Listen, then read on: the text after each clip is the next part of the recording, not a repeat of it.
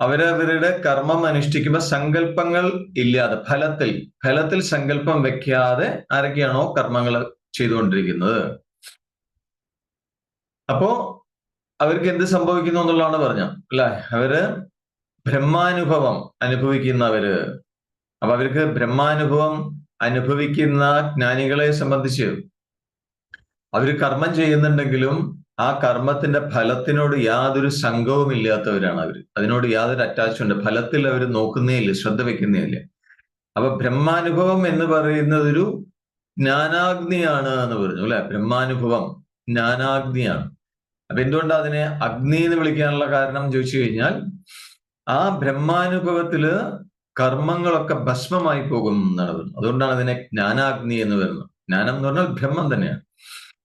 അപ്പൊ അതില് ആ അനുഭവത്തില്, ആ അനുഭൂതിയില് കർമ്മങ്ങളെല്ലാം ഭസ്മമായി പോകും, ഇല്ലാതെയായി പോകും. അപ്പൊ അങ്ങനെ കർമ്മങ്ങളൊക്കെ ആ ബ്രഹ്മാനുഭവം എന്ന, ബ്രഹ്മാനുഭൂതി എന്ന ആ ജ്ഞാനാഗ്നിയില് കർമ്മങ്ങളെ മുഴുവൻ നീക്കം ചെയ്ത, ഭസ്മമാക്കിയ അദ്ദേഹത്തെ അറിവുള്ള ആളുകൾ പണ്ഡിതൻ എന്ന് വിളിക്കുന്നു എന്നാണ് പറയുന്നത് അല്ലെ. അങ്ങനെയുള്ള ആളുകളെയാണ് പണ്ഡിതൻ എന്ന് വിളിക്കുന്നത്. അപ്പൊ സന്യാസം എന്ന് പറഞ്ഞാൽ പുറമേക്ക് കർമ്മങ്ങള് ഒഴിവാക്കലല്ല സന്യാസം എന്ന് പറയുന്നത്. അപ്പൊ പുറമേക്ക് ശരീരം കൊണ്ട് എപ്പോഴും കർമ്മം ചെയ്തുകൊണ്ടിരുന്നാലും ഉള്ളില് ആ ഒരു ബ്രഹ്മാനുഭവം അനുഭവിക്കുന്നുണ്ടെങ്കിൽ, ബ്രഹ്മാനുഭവം ഉണ്ടെങ്കിൽ, എപ്പോഴും ആ ബ്രഹ്മാനുഭവത്തില് കർമ്മവാസനകളെയൊക്കെ എരിച്ച് ചാമ്പലാക്കുന്നതാണ് സന്യാസം എന്നാണ് പറയുന്നത്. അല്ലാണ്ട് പുറമേക്ക് കർമ്മങ്ങൾ ഉപേക്ഷിക്കലല്ല അല്ലെ. അതാണ് പറയുന്നത്. കാരണം അർജുനൻ പുറമേക്ക് കർമ്മം ഉപേക്ഷിക്കാൻ നിൽക്കുക, അർജുനനെ കൊണ്ട് അത് സാധിക്കില്ല. അപ്പൊ എന്തിനാണ് ഒരാള് കർമ്മം ചെയ്യണമെന്ന് ചോദിച്ചു കഴിഞ്ഞാൽ, ലൗകികമായിട്ടുള്ള അതിന്റെ റിസൾട്ട്. ഒരു കർമ്മം ചെയ്യുമ്പോൾ ഭൗതികമായിട്ട് അതിനൊരു റിസൾട്ട് ഉണ്ടാവും. അത് നേടി സുഖം അനുഭവിക്കാൻ വേണ്ടിയാണ് ഓരോരുത്തരും കർമ്മം ചെയ്യുന്നത്. പക്ഷേ ചിത്തശുദ്ധി വന്ന് സത്യം എന്താന്നുള്ള ബോധം ഉള്ളിൽ വളരുമ്പോൾ, എന്താണ് സത്യം, വസ്തു എന്താണ്, അതിനെക്കുറിച്ചുള്ളൊരു ബോധം ഉള്ളിൽ വളരുമ്പോൾ ഉള്ളില് അങ്ങേയറ്റത്ത് ഒരു സുഖം അനുഭവപ്പെടാൻ തുടങ്ങും എന്നാണ്. അത് ഇന്നലെ പറഞ്ഞതാണ്, വീണ്ടും ഞാൻ ഒന്നുകൂടെ ആവർത്തിക്കുകയാണത്. ഉള്ളിലൊരു ആത്മസുഖം അനുഭവപ്പെടാനായിട്ട് തുടങ്ങും. അപ്പൊ അത് അനുഭവിച്ചു കഴിഞ്ഞാൽ പിന്നെന്താണ് ഉള്ളിലുണ്ടാവുന്ന ഒരു ബോധ്യപ്പെടൽ എന്ന് ചോദിച്ചു കഴിഞ്ഞാൽ, ഈ ശരീരം നഷ്ടപ്പെട്ടാലും തനിക്ക് ഈ അനുഭവിച്ചുകൊണ്ടിരിക്കുന്ന സുഖസ്വരൂപമായ ആത്മാവ് അതൊരിക്കലും നഷ്ടപ്പെടില്ല എന്നുള്ള ബോധ്യം വരും എന്നാണ് പറയുന്നത്. ആത്മസുഖം അനുഭവപ്പെട്ടു തുടങ്ങിക്കഴിഞ്ഞാൽ. അപ്പൊ ഇങ്ങനെ ഈ ഒരു ആത്മാനുഭവമുള്ള ഒരു വ്യക്തി അല്ലെങ്കിൽ ജ്ഞാനി പിന്നെ എന്തിനാണ് ഭൗതികമായിട്ടുള്ള ആഗ്രഹങ്ങളുടെ പിന്നാലെ പോകുന്നതെന്നാണ് ചോദിക്കുന്നത്. അതിന്റെ ആവശ്യമില്ലല്ലോ അല്ലെ. അതുകൊണ്ടാണ് അവർ കർമ്മം ചെയ്യുന്നുണ്ടെങ്കിലും അതിന്റെ റിസൾട്ടിനെ കുറിച്ച് ബോധേഡ് അല്ലാത്തത് കൊണ്ടാണ്.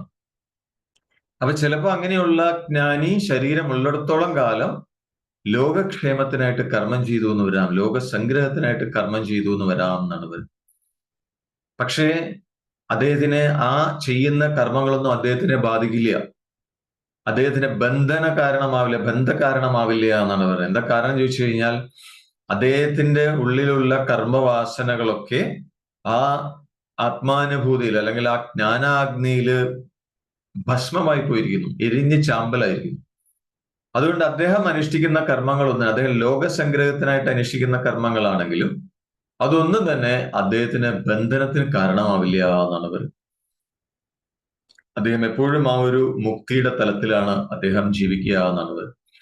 അപ്പൊ ഭഗവാൻ ഇത് സൂചിപ്പിക്കാനുള്ള കാരണം, അർജുനനും സ്വധർമ്മം അനുഷ്ഠിച്ച് ആ ഒരു ലെവലിലേക്ക് എത്തണം എന്നാണ് ഭഗവാൻ സൂചിപ്പിക്കുന്നത്. അർജുനൻ ആ ഒരു തലത്തിലേക്ക് ഉയരാം എന്ന് പറയാണ്.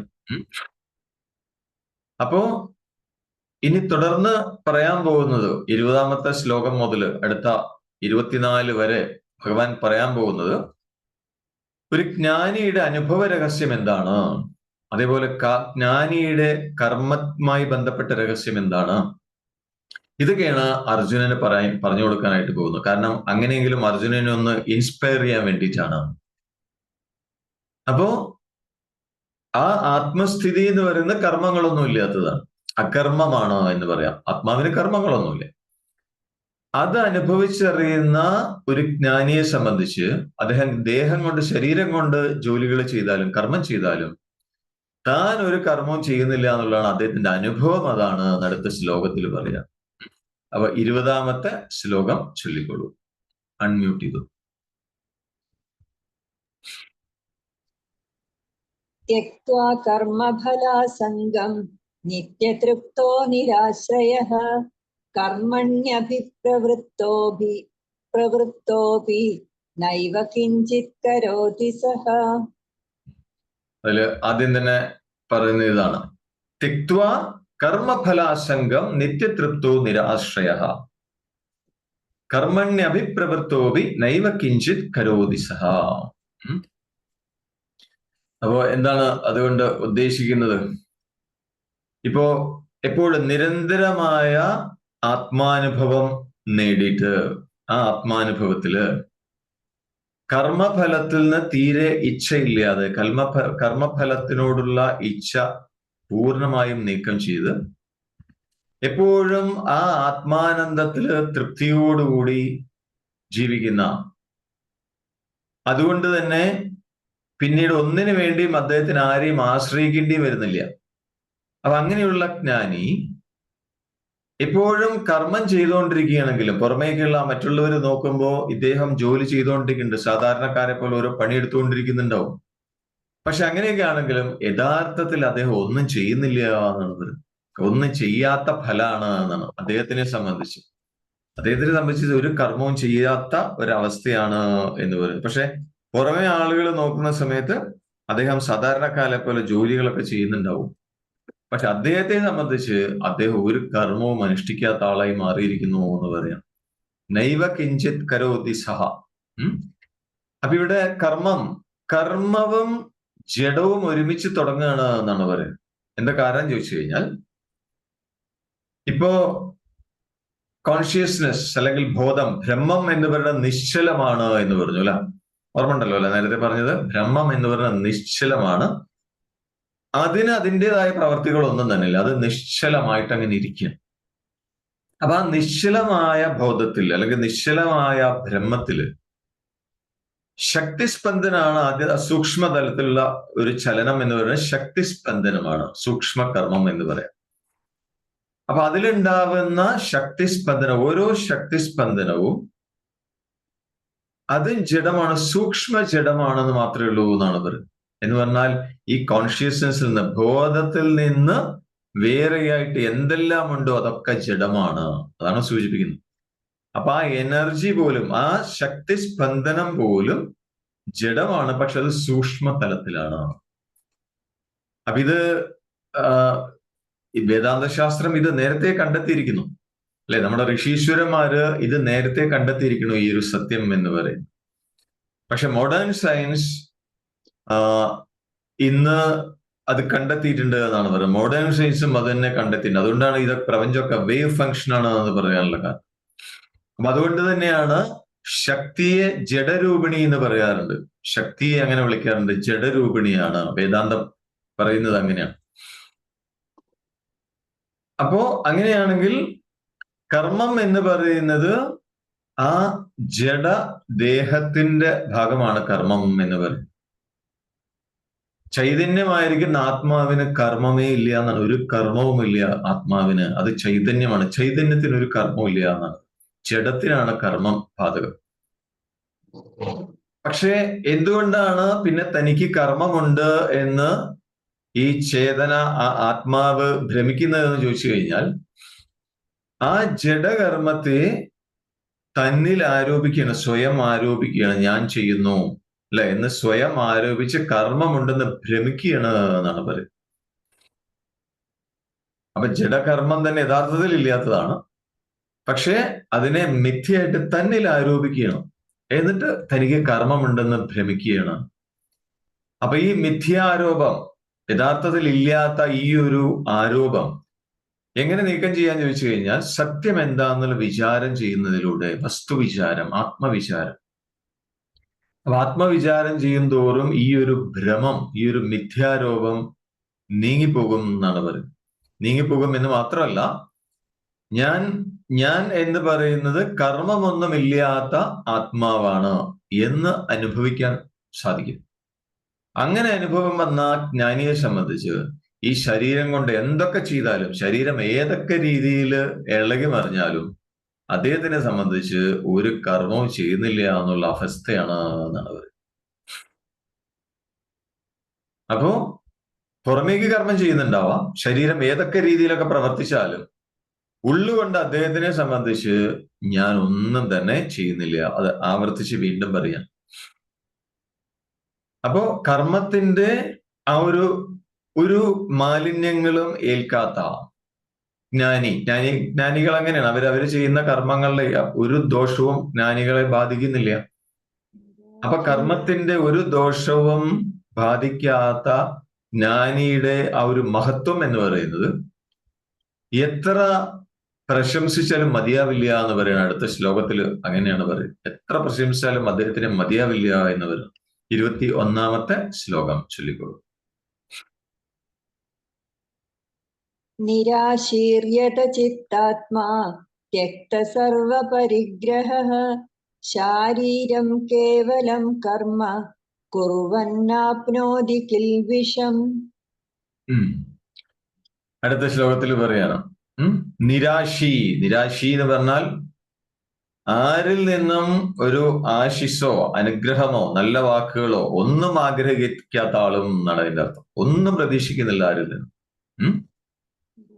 അതേപോലെ യഥചിത്താത്മാ എന്ന് പറയുന്നത്, യഥചിത്താത്മാ എന്ന് പറഞ്ഞാൽ അന്ധക്കരണത്തെ, ഇന്ദ്രിയങ്ങളെ ഒക്കെ പൂർണ്ണമാക്കി നിയന്ത്രിച്ചാലും തെക്ത സർവപരിഗ്രഹ എന്ന് പറഞ്ഞാൽ ആരിൽ നിന്നും ഒന്നും സ്വീകരിച്ച് സൂക്ഷിക്കാത്തവനുമായ ജ്ഞാനി, അതാണ് അതിന്റെ അർത്ഥം. അപ്പൊ അദ്ദേഹം കേവലം ശാരീരം കർമ്മ കുർവൻ എന്ന് പറഞ്ഞാൽ ശരീരം കൊണ്ട്, വെറും ശരീരം കൊണ്ട് മാത്രം കർമ്മം ചെയ്യുന്നത് കൊണ്ട് കിൽബിഷം ന ആപ്നതി, കളങ്കത്തെ പ്രാപിക്കുന്നില്ല എന്ന് പറഞ്ഞു. അദ്ദേഹത്തിന് ഒരു ദോഷവും വരുന്നില്ല. അപ്പൊ ഈ ജ്ഞാനിയുടെ സ്വഭാവം എന്ന് പറയുന്നത്, ജ്ഞാനി എങ്ങനെയാണ്? അദ്ദേഹം ആരിൽ നിന്നും ഒരു ആശിസ്സും സ്വീകരിക്കുന്നില്ല, അനുഗ്രഹവും ആഗ്രഹിക്കുന്നില്ല. പിന്നെ മനസ്സ്, ചിത്തം, അല്ലെ, അന്ധക്കരണം, ഇന്ദ്രിയങ്ങള്, ഇതിനെയൊക്കെ പൂർണ്ണമാക്കി വശത്താക്കിയ ആളായിരിക്കും, നിയന്ത്രിച്ച് നിൽക്കുന്ന ആളായിരിക്കും. ആരിൽ നിന്നും ഒന്നും സ്വീകരിച്ച് സൂക്ഷിക്കാത്തവനായിരിക്കും അദ്ദേഹം. അപ്പൊ അങ്ങനെയുള്ള ജ്ഞാനി ഈ ശരീരം കൊണ്ട് മാത്രം കർമ്മം ചെയ്യുന്നതുകൊണ്ട് അദ്ദേഹത്തിന് ഒരു കളങ്കവും ബാധിക്കുന്നില്ല, അദ്ദേഹത്തിന് ഒരു ദോഷവും, അതുകൊണ്ട് കർമ്മദോഷവും അദ്ദേഹത്തിനെ ബാധിക്കുന്നില്ല എന്ന് പറയാം. അപ്പൊ കർമ്മം ചെയ്യാന്ന് പറഞ്ഞു കഴിഞ്ഞാൽ അത് ഇത്രയുള്ളൂ, വളരെ എളുപ്പമാണ്. എന്താണ്? വിഷയങ്ങളും അത് ചെയ്യാനുള്ള ടൂൾസും ഉപകരണം ഉണ്ടെങ്കിൽ പിന്നെ കർമ്മം ചെയ്യാൻ പറ്റും. ആർക്കും കർമ്മം ചെയ്യാൻ പറ്റും, അല്ലെ? പുറമേക്കുള്ള കർമ്മം ആർക്കും ചെയ്യാൻ പറ്റും. പക്ഷെ കർമ്മം ചെയ്യുമ്പോൾ അതുമായി ബന്ധപ്പെട്ട വിഷയങ്ങൾ ഏത് രൂപത്തിലാണ് അനുഭവിക്കേണ്ടത് അത് തീരുമാനിക്കേണ്ടത് നമ്മളുടെ അന്ധക്കരണമാണ്. അത് നമ്മളാണ് തീരുമാനിക്കേണ്ടത് എന്നാണ് പറയുന്നത്. അപ്പൊ ജ്ഞാനിയെ സംബന്ധിച്ച് ഇന്ദ്രിയങ്ങളും അന്ധക്കരണവും നിയന്ത്രണത്തിലാണ്, തന്റെ നിയന്ത്രണത്തിലാണ്. എന്ന് മാത്രമല്ല, അദ്ദേഹം എല്ലായിടത്തും ബ്രഹ്മത്തെയാണ് കണ്ടുകൊണ്ടിരിക്കുന്നത്, അല്ലെ? ബ്രഹ്മദർശനമാണ് അദ്ദേഹത്തിന് എല്ലാ വസ്തുക്കളും, എല്ലാം ചുറ്റുപാടും എല്ലാം എന്ന് പറയും. അപ്പൊ ജ്ഞാനി സർവത്ര ബ്രഹ്മത്തെ കണ്ടുകൊണ്ടിരിക്കുന്നു. എന്ന് മാത്രമല്ല, ആ ബ്രഹ്മാനന്ദത്തിൽ മുഴുകിയിട്ടാണ് അദ്ദേഹം കഴിഞ്ഞുകൊണ്ടിരിക്കുന്നത്. അപ്പൊ അദ്ദേഹം ആ ബ്രഹ്മാനന്ദത്തിൽ മുഴുകിയിരിക്കുമ്പോ തന്നെ തന്റെ ഉപകരണങ്ങളൊക്കെ, ടൂൾസൊക്കെ, അല്ലെ, അതൊക്കെ കർമ്മത്തിന്റെ രൂപത്തില് ചലിപ്പിക്കുക എന്നുള്ളതാണ് ശരീരം കേവലം കർമ്മ എന്ന് പറയും. അപ്പൊ ദേഹം കൊണ്ട്, ശരീരം കൊണ്ട് കർമ്മം ചെയ്യുന്നുണ്ടെങ്കിലും ഉള്ളില് അന്ധക്കരണം, ഉള്ളില് ആ സത്യം അനുഭവിച്ചു കൊണ്ടിരിക്കുകയാണ്. എല്ലാറ്റിലും സത്യം കണ്ടുകൊണ്ട് ഒന്നിനോടും ഒരു ആഗ്രഹവും ഇല്ലാതെ, ഒന്നിനെയും തൻ്റെതായി സൂക്ഷിക്കാതെ എപ്പോഴും സ്വതന്ത്രമായിട്ട് അദ്ദേഹം അങ്ങനെ മുന്നോട്ട് പോവുകയാണ് എന്നാണ് ഇത്. അത് വല്ലാത്തൊരു അനുഭവമാണ്, വല്ലാത്തൊരു അവസ്ഥയാണ് എന്ന് പറയും. അദ്ദേഹം സ്വതന്ത്രമായിട്ടാണ് മുന്നോട്ട് പോകും. കാരണം ഉള്ളിൽ ആ ഒരു സത്യാനുഭവം എപ്പോഴും ഉണ്ട്, ആത്മാനുഭവം എപ്പോഴുണ്ട്, ബ്രഹ്മാനുഭവം എപ്പോഴും ഉണ്ട്, ആ ബ്രഹ്മാനുഭൂതി എപ്പോഴും. അതിലാണ് അദ്ദേഹം ഇരിക്കുന്നത്, അദ്ദേഹം മുഴുകിയിരിക്കുകയാണ്. അപ്പൊ അതാണ് അങ്ങേയറ്റത്തെ ആനന്ദം എന്ന് പറയുന്നത്, അല്ലെ? ബ്ലിസ്. അതാണ് അദ്ദേഹം അനുഭവിക്കുന്നത്. അപ്പൊ അതിന്റെ താഴെ വരുള്ളൂ ചുറ്റുപാടുള്ള ഭൗതിക തലത്തിൽ നിന്ന് കിട്ടുന്ന എല്ലാ സുഖങ്ങളും ആനന്ദവും ഒക്കെ അതിന്റെ താഴെയുള്ളൂ, അതിന്റെ ഒരു അംശം എന്ന് വേണമെങ്കിൽ പറയാം. അത്രേ പറയാനായിട്ട് പറ്റും. അപ്പൊ അതുകൊണ്ട് തന്നെ അദ്ദേഹത്തിന് പിന്നെ പുറമെ ഒന്നിനോടും ഒരു ആഗ്രഹം ഉണ്ടാവില്ല, ഒന്നും സ്വന്തമാക്കി തനിക്ക് സ്വന്തമായിട്ട് സൂക്ഷിക്കണം എന്നുള്ള ആഗ്രഹം അദ്ദേഹത്തിന് ഉണ്ടാവില്ല. അതുകൊണ്ട് തന്നെ അദ്ദേഹം ഫ്രീ ആണ്, സ്വതന്ത്രനാണ് എന്ന് പറയാം. അപ്പൊ ആ ഒരു മനോഭാവം ഉള്ളത് കൊണ്ട് തന്നെ കർമ്മം ഒരു രൂപത്തിലും അദ്ദേഹത്തിനെ ബാധിക്കുന്നില്ല. അത് സത്കർമ്മം ചെയ്ത് പുണ്യത്തിന്റെ രൂപത്തിലായാലും ശരി അദ്ദേഹത്തിനെ ബാധിക്കുന്നില്ല. ഇനി നമ്മളുടെ കണ്ണില് ചീത്തയായ കർമ്മമാണ് അദ്ദേഹം ചെയ്തതെങ്കിൽ ആ പാപരൂപത്തിലുള്ള കർമ്മവും അദ്ദേഹത്തിനെ കളങ്കപ്പെടുത്തുന്നില്ല എന്നാണ്. രണ്ടും അദ്ദേഹത്തിനെ ബാധിക്കുന്നില്ല എന്നാണ് പറയുന്നത്. അപ്പോ അങ്ങനെ കർമ്മം ചെയ്ത ജ്ഞാനികൾ ഉണ്ടായിട്ടുണ്ട്. അത് നേരത്തെ കുറച്ച് ഉദാഹരണങ്ങളൊക്കെ പറഞ്ഞു അല്ലെ, ജനക മഹാരാജാവിന്റെ ഉദാഹരണങ്ങൾ പറഞ്ഞു. അപ്പൊ ജ്ഞാനിയായ ശേഷവും ജ്ഞാനനിഷ്ഠയ്ക്ക് ശേഷവും ലോകസംഗ്രഹത്തിനായിട്ട് ലോകക്ഷേമത്തിനായിട്ട് കർമ്മം ചെയ്തവരാണ് ജനകൻ, മനു, ഇക്ഷ്വാകു ഒക്കെ. അപ്പൊ അവര് ശരീരം നിലനിർത്താൻ വേണ്ടി മാത്രമല്ല കർമ്മം ചെയ്തിരിക്കുന്നു അല്ലെ, ലോകസംഗ്രഹത്തിന് വേണ്ടിയിട്ട് അവർ കർമ്മം ചെയ്തിട്ടുണ്ട്. അപ്പൊ ഇനി അടുത്തൊരു സംശയം വരാം. അങ്ങനെയാണെങ്കിൽ ശരീരം കൊണ്ട് കർമ്മം ചെയ്താലും ഒരു ജ്ഞാനിയെ സംബന്ധിച്ച് അദ്ദേഹത്തിനെ അത് ബാധിക്കുന്നില്ല എന്ന് പറഞ്ഞു, അദ്ദേഹം ബദ്ധനാവുന്നില്ല എന്ന് പറഞ്ഞു. അപ്പൊ അങ്ങനെയാണെങ്കിൽ അദ്ദേഹം എങ്ങനെയാണ് ശരീരത്തെ നിലനിർത്തുന്നുണ്ടാവുക? അല്ല, അങ്ങനെ ഒരു സംശയം വരാം. ശരീരം നിലനിർത്താൻ കർമ്മം ചെയ്യണമല്ലോ, എങ്ങനെയായിരിക്കും അദ്ദേഹം ശരീരം നിലനിർത്തുന്നുണ്ടാവുക? അതേപോലെ തന്നെ ആ ജ്ഞാനി കർമ്മം ചെയ്യുമ്പോൾ അദ്ദേഹത്തിന്റെ ഉള്ളിലെ അനുഭവം എന്താണ്, അന്ധകരണത്തിന്റെ അനുഭവം എന്താണ്? ഈ സംശയങ്ങൾ തീർക്കുന്നതാണ് അടുത്ത ശ്ലോകം കൊണ്ട് ഉദ്ദേശിക്കുന്നത്. അപ്പൊ 22-ാമത്തെ ശ്ലോകം ചൊല്ലിക്കോ. യദൃച്ഛാലാഭസന്തുഷ്ടോ ദ്വന്ദ്വാതീതോ വിമത്സരഃ സമസിദ്ധാവസിദ്ധൗ ച കൃത്വാപി ന നിബധ്യതേ. 22-ാമത്തെ ശ്ലോകം.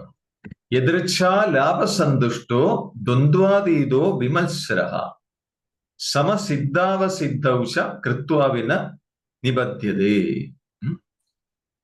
യദൃച്ഛാലാഭസന്തുഷ്ട എന്ന് പറഞ്ഞാൽ യാദൃച്ഛികമായിട്ട് വന്നു ചേരുന്ന നേട്ടങ്ങൾ കൊണ്ട് തന്നെ അങ്ങേയറ്റം സന്തോഷം അനുഭവിക്കുന്ന ആളും. യാദൃച്ഛികമായിട്ട് ചില നേട്ടങ്ങളൊക്കെ വന്നാൽ എന്ന് വെച്ചാൽ നേട്ടങ്ങൾക്ക് വേണ്ടി ആഗ്രഹിക്കുന്നില്ല എന്നർത്ഥം. അതേസമയം യാദൃച്ഛികമായിട്ട് എന്തെങ്കിലും നേട്ടം വന്നു കഴിഞ്ഞാലോ അതിനെ ഒഴിവാക്കണമില്ല, അതുകൊണ്ട് തന്നെ സന്തോഷം ഉണ്ടാവും.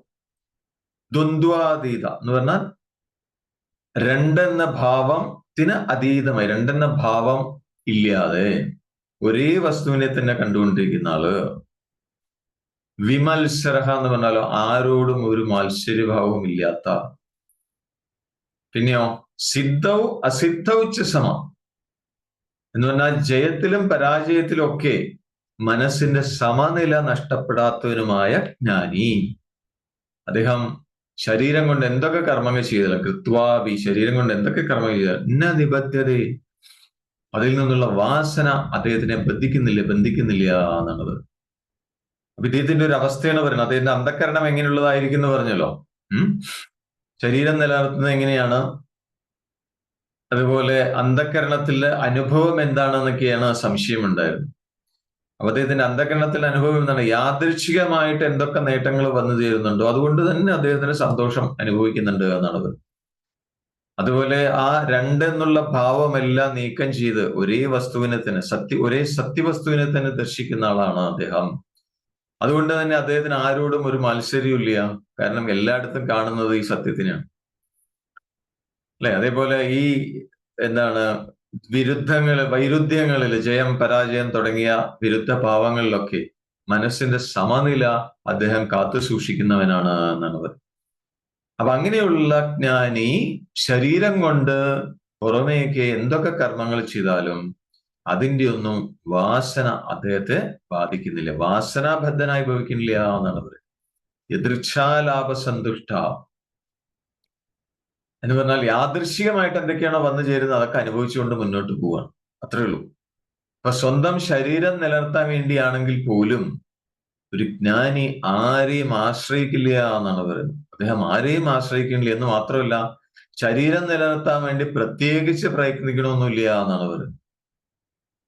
അപ്പൊ അതാത് സമയത്ത് അപ്പപ്പ വന്നു ചേരുന്ന യാദൃശ്ചികമായിട്ട് വന്നു ചേരുന്ന കർമ്മങ്ങള് മനസ്സിന്റെ സമനില തെറ്റാതെ എല്ലായിടത്തും ആ ഒന്ന് മാത്രമായിരിക്കുന്ന ആ സത്യത്തെ, ആ ബ്രഹ്മത്തെ ദർശിച്ചുകൊണ്ട് അദ്ദേഹം തന്റെ കർമ്മങ്ങളൊക്കെ യാദൃശ്യമായിട്ട് മുന്നിൽ വരുന്ന കർമ്മങ്ങളൊക്കെ ചെയ്തു തീർക്കുകയാണ് എന്നാണ്.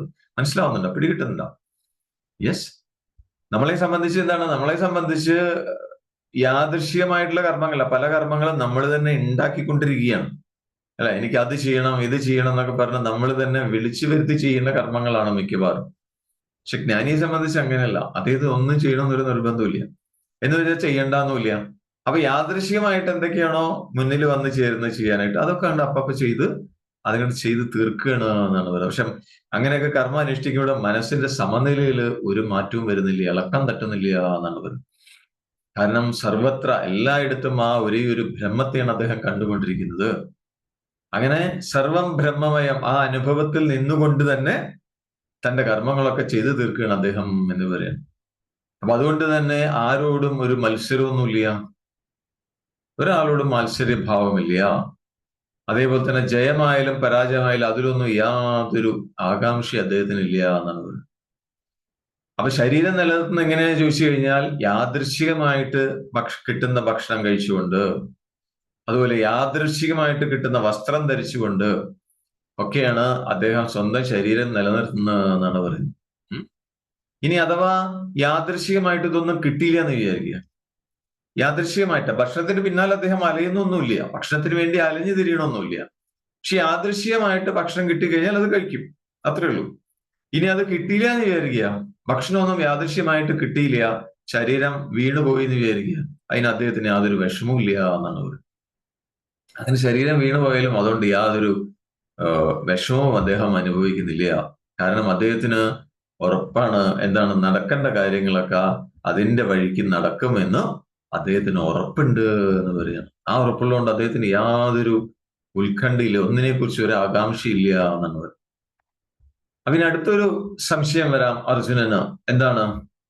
ജ്ഞാനി കർമ്മം ചെയ്താലും വാസനാബദ്ധനാവണില്ല എന്ന് പറഞ്ഞു, അല്ലെ? അദ്ദേഹം വാസനകൾ ബാധിക്കുന്നില്ല എന്ന് പറഞ്ഞു. അത് എന്തുകൊണ്ടാണ് എന്നൊരു സംശയം അർജുനൻ വരാം. ആ സംശയത്തിനുള്ള മറുപടിയാണ് അടുത്ത ശ്ലോകത്തിൽ പറയുന്നത്, 23-ാമത്തെ ശ്ലോകം. ഗതസംഗസ്യ മുക്തസ്യ ജ്ഞാനാവസ്ഥിതചേതസ യജ്ഞായാചരത കർമ്മ സമഗ്രം പ്രവിലീയതേ. അതാണ് അതിനുള്ള മറുപടിയാണ് പറഞ്ഞത്. ഗതസംഗസ്യ മുക്തസ്യ ജ്ഞാനാവസ്ഥിത ചേതസഃ യജ്ഞായാചരത കർമ്മ സമഗ്രം പ്രവിലീയതേ.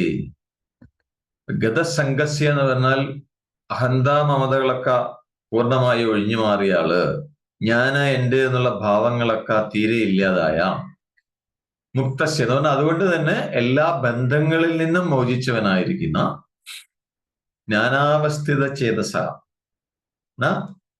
എല്ലായ്പ്പോഴും എല്ലായിടത്തും ഒരേ ബ്രഹ്മത്തെ തന്നെ കണ്ടനുഭവിച്ചു കഴിയുന്നവനും, യജ്ഞായ ആചരത എന്ന് പറഞ്ഞാൽ ലോകസംഗ്രഹത്തിന് വേണ്ടി മാത്രം ശരീരം നിലനിർത്തുന്നവനുമായ ജ്ഞാനിയുടെ കർമ്മം, ആ കർമ്മം ചെയ്തു തീരുന്നതോടെ സമ്പൂർണമായിട്ട് കെട്ടടങ്ങുന്നു എന്നാണ് പറയുന്നത്. അപ്പൊ ജ്ഞാനി എന്ന് പറഞ്ഞാൽ അദ്ദേഹത്തിന് ഞാൻ എന്റെ എന്നുള്ള ഭാവങ്ങളൊന്നും തീരെയില്ല. അങ്ങനെയുള്ള ഭാവങ്ങൾ ഇല്ലാത്തതുകൊണ്ട് തന്നെ ഒന്നിനോടും ഒരു ബന്ധവും ഇല്ല എന്ന് പറഞ്ഞാൽ എല്ലാ ബന്ധങ്ങളിൽ നിന്നും മോചിക്കപ്പെട്ടവനാണ് ജ്ഞാനി എന്ന് പറയുന്നത്. അപ്പൊ അദ്ദേഹത്തിന്റെ അനുഭവം എന്ന് പറയുന്നത് എല്ലായിടത്തും എല്ലായ്പ്പോഴും ആ ബ്രഹ്മത്തെ തന്നെയാണ് അദ്ദേഹം കണ്ടനുഭവിച്ചു കഴിയുന്നത്. അദ്ദേഹത്തിനെ സംബന്ധിച്ച് എന്തൊക്കെ രൂപങ്ങൾ ഇവിടെ ഉണ്ട് അതൊക്കെ ബ്രഹ്മം തന്നെയാണ്. അപ്പൊ അദ്ദേഹം കർമ്മം ചെയ്യുന്ന എന്തിനുമാണ്? തന്റെ ശരീരം മുന്നോട്ട് കൊണ്ടുപോകുന്ന എന്തിനാ ചോദിച്ചു കഴിഞ്ഞാൽ ലോകക്ഷേമത്തിന് വേണ്ടി മാത്രമാണ്, ലോകസംഗ്രഹത്തിന് വേണ്ടി മാത്രമാണ്. അപ്പൊ അങ്ങനെയുള്ള ജ്ഞാനിയുടെ ആ കർമ്മം ചെയ്തു തീരുന്നതോടുകൂടി സമ്പൂർണമായിട്ട് കെട്ടടങ്ങുകയാണ്, സമഗ്രം പ്രവീലീയതേ. അപ്പൊ ജ്ഞാനിയുടെ കർമ്മം ചെയ്തു തീരുന്നതോടുകൂടി പൂർണ്ണമായിട്ടും അവസാനിക്കുകയാണ് എന്നാണ് പറയുന്നത്. നേരെ മറിച്ച് ഒരു ലൗകികനെ സംബന്ധിച്ച്, അല്ലെ, സാധാരണക്കാരായ ആളുകളെ സംബന്ധിച്ച് ലൗകികന്റെ കർമ്മം എന്ന് പറഞ്ഞു കഴിഞ്ഞാൽ ആ കർമ്മം ചെയ്തു തീർന്ന് അതിന്റെ ഫലം അനുഭവിക്കുന്നതോടുകൂടി വീണ്ടും ശക്തിയായിട്ട് കർമ്മം ഉള്ളിൽ തങ്ങി നിൽക്കും, അല്ലെ? നമ്മളുടെയൊക്കെ അവസ്ഥ അതാണ്. പക്ഷെ ജ്ഞാനിയുടെ അവസ്ഥ അതല്ല. ജ്ഞാനി കർമ്മം ചെയ്യുന്നതോറും അത് അവസാനിക്കുകയാണ്. നമ്മളുടെ ഇത് വീണ്ടും വീണ്ടും വന്നുകൊണ്ടിരിക്കുക. കാരണം ഫലത്തില് ഇച്ഛ വെക്കുന്നത് കൊണ്ട്. മനസ്സിലാവുന്നുണ്ട്? അപ്പടി കിട്ടിയ ഫലത്തിനോട് ഇച്ഛ വെച്ച് കർമ്മം ചെയ്യുമ്പോൾ ഒരു കുഴപ്പം അതാണ്, ഇത് അവസാനിക്കില്ല കർമ്മം. അത് ഉള്ളില് ശക്തിയോടുകൂടി നിലനിൽക്കും എന്നാണ്, ഉള്ളിൽ തങ്ങി നിൽക്കും എന്നാണ് പറയുന്നത്. പക്ഷെ ജ്ഞാനിയെ സംബന്ധിച്ച് ഞാന് എൻ്റെ എന്നുള്ള ഭാവങ്ങളൊന്നും അദ്ദേഹത്തിലില്ല. നേരെ മറിച്ച് സാധാരണക്കാരെ സംബന്ധിച്ചോ, ഞാൻ എൻ്റെ എന്നുള്ള ഭാവമാണ് എപ്പോഴും ഉള്ളത്, ഞാനും എന്റേതും, അല്ലെ? അന്ധമമതകൾ നിറഞ്ഞിരിക്കുന്നു. ജ്ഞാനിയെ സംബന്ധിച്ച് അതില്ല എന്നാണ് പറയുന്നത്. അപ്പൊ എന്താണ് നമ്മളെ ബന്ധിപ്പിക്കുന്നത് ചോദിച്ചു കഴിഞ്ഞാൽ ഈ അഹന്ത മമതകളാണ്. ഞാൻ എന്റേത്, ഈ ഒരു ഭാവം ഉള്ളിൽ ഉണർന്നു കഴിഞ്ഞാൽ അതാണ് ബന്ധനത്തിന് കാരണം എന്നാണ് പറയുന്നത്. അപ്പൊ ജ്ഞാനിയെ സംബന്ധിച്ച് ഈ ഞാൻ എൻ്റെ എന്നുള്ള ഭാവം ഇല്ലാത്തത് കൊണ്ട് അദ്ദേഹത്തിന് ഒന്നിനോടും ബന്ധം അനുഭവിക്കേണ്ടി വരുന്നില്ല എന്നാണ് പറയുന്നത്. അപ്പൊ അതില്ലാത്തതുകൊണ്ട് തന്നെ ജ്ഞാനി മുക്തനാണ്. ആ ഞാൻ എൻ്റെ എന്നുള്ള ഭാവം ഉള്ളത് കൊണ്ട് ലൗകികരായ ആളുകളൊക്കെ ബദ്ധനാണ്, അവരൊക്കെ കുടുങ്ങിക്കിടക്കുകയാണ് എന്നാണ് പറയുന്നത്. അതേപോലെ ജ്ഞാനിയാണെങ്കിൽ എല്ലായിടത്തും എപ്പോഴും ബ്രഹ്മത്തെ തന്നെയാണ് കണ്ടുകൊണ്ടിരിക്കുന്നത്. ബ്രഹ്മദർശനം, സർവത്ര ബ്രഹ്മദർശനം, അതാണ് ജ്ഞാനിയുടെ അനുഭവം. പക്ഷെ ലൗകികരായ ആളുകളോ എല്ലായ്പ്പോഴും എല്ലായിടത്തും വിഷയങ്ങളെയാണ് കണ്ടുകൊണ്ടിരിക്കുന്നത്. ഇതാണ് രണ്ടും തമ്മിലുള്ള വ്യത്യാസം. അതുപോലെ ജ്ഞാനി കർമ്മം ചെയ്യുന്നത് ലോകസംഗ്രഹത്തിന് വേണ്ടിയാണ്. അതിനു വേണ്ടിയിട്ടാണ് അദ്ദേഹം കർമ്മം ചെയ്യുന്നത്. അപ്പോ സുഖത്തിന് വേണ്ടിയുള്ള ഇച്ഛ പോലും ഇല്ല അദ്ദേഹത്തിന്. അപ്പൊ അങ്ങനെയുള്ള കർമ്മം ചെയ്ത് കഴിഞ്ഞു കഴിഞ്ഞാൽ പിന്നെ ഉള്ളിൽ തങ്ങില്ല എന്നാണ് പറയുന്നത്. നേരെ വെച്ച് ലൗകികന്റെ അനുഭവം എന്ന് പറഞ്ഞാലോ, അദ്ദേഹം കർമ്മം ചെയ്യുന്നത് സുഖം അനുഭവിക്കണം എന്നുള്ള ആഗ്രഹമുള്ളത് കൊണ്ടാണ്. അപ്പൊ ശരിക്കും പറഞ്ഞാൽ ജ്ഞാനിയുടെ ഏതൊരു ചലനവും ഏതൊരു കർമ്മവും ഒരു യജ്ഞമാണ് ജ്ഞാനിയെ സംബന്ധിച്ച് എന്നാണ് പറയുന്നത്. അപ്പൊ അങ്ങനെ ജ്ഞാനി അനുഷ്ഠിക്കുന്ന ആ യജ്ഞത്തിന്റെ പേരാണ് ബ്രഹ്മയജ്ഞം എന്ന് പറയുന്നത്. ബ്രഹ്മയജ്ഞം എന്ന് പറഞ്ഞാൽ സർവത്ര ബ്രഹ്മത്തെ കണ്ടുകൊണ്ടാണ് അദ്ദേഹം തന്റെ കർമ്മം നിർവഹിക്കുന്നത്.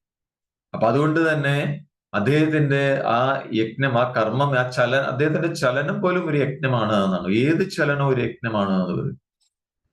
അതിന് ബ്രഹ്മയജ്ഞം എന്നാണ് പറയുക. ജ്ഞാനി ചെയ്യുന്ന ആ യജ്ഞത്തിന് ബ്രഹ്മയജ്ഞം എന്ന് പറയും. അപ്പൊ ഈ ബ്രഹ്മയജ്ഞത്തിന്റെ പ്രത്യേകത എന്ന് ചോദിച്ചു കഴിഞ്ഞാൽ ബാക്കിയുള്ള എല്ലാ യജ്ഞങ്ങളെക്കാട്ടിലും വളരെ മഹത്തരമായത് ആണ് ഈ ബ്രഹ്മയജ്ഞം എന്ന് പറയുന്നത്. അപ്പൊ അങ്ങനെയുള്ള ബ്രഹ്മയജ്ഞത്തിന്റെ സ്വരൂപമാണ് ഭഗവാൻ ഈ 24-ാമത്തെ ശ്ലോകത്തില് വിവരിക്കുന്നത്. എന്താണ് ബ്രഹ്മയജ്ഞം? ആ ശ്ലോകം നമ്മൾ എല്ലാവരും കേട്ടിട്ടുണ്ടാവും. അത് നാളെ നമ്മൾ അതിനെക്കുറിച്ച് എക്സ്പ്ലെയിൻ ചെയ്യും. Okay, yes. Close your eyes. കണ്ണുകൾ അടഞ്ഞിരിക്കട്ടെ, നട്ടെല്ല് നിവർന്നിരിക്കട്ടെ, കൈകൾ മടിമേൽ മലർത്തിവെക്കുക. ദീർഘമായ ശ്വാസം എടുക്കാം. സാവകാശം പുറത്തേക്ക് വിടാം. കൈകൾ അയഞ്ഞിരിക്കുന്നു, തോളുകൾ അയഞ്ഞിരിക്കട്ടെ. ഉള്ളിൽ അനുഭവപ്പെടുന്ന ശാന്തത, നിശ്ചലത, അതിൽ വിശ്രമിക്കൂ.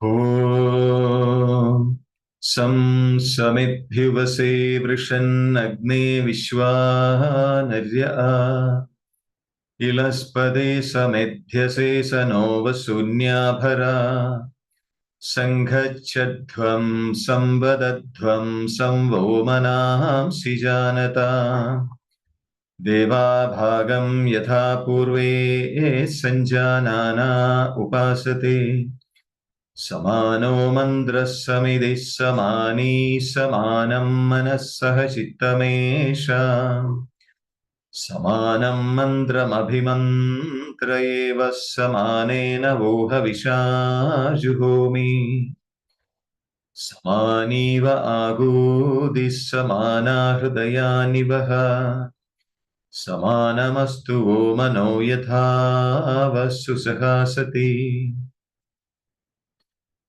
നമോ ബ്രഹ്മണേ നമോ വസ്ത്വഗ്നയേ നമഃ പൃഥവ്യേ നമഃ ഓഷധീഭ്യഃ നമോ വാചേ നമോ വാചസ്പതയേ നമോ വിഷ്ണവേ ബൃഹദേ കരോമി. ഓം ശാന്തി ശാന്തി ശാന്തി.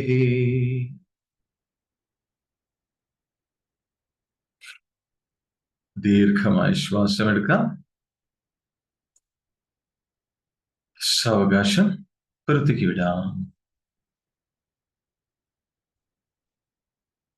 സ്വന്തം ശരീരത്തിലേക്കും ചുറ്റുപാടുകളിലേക്കും ശ്രദ്ധ കൊണ്ടുവന്നുകൊണ്ട് പൂർണ്ണ തൃപ്തിയോടുകൂടി വളരെ സന്തോഷപൂർവം സാവകാശം കണ്ണുകൾ തുറക്കാം.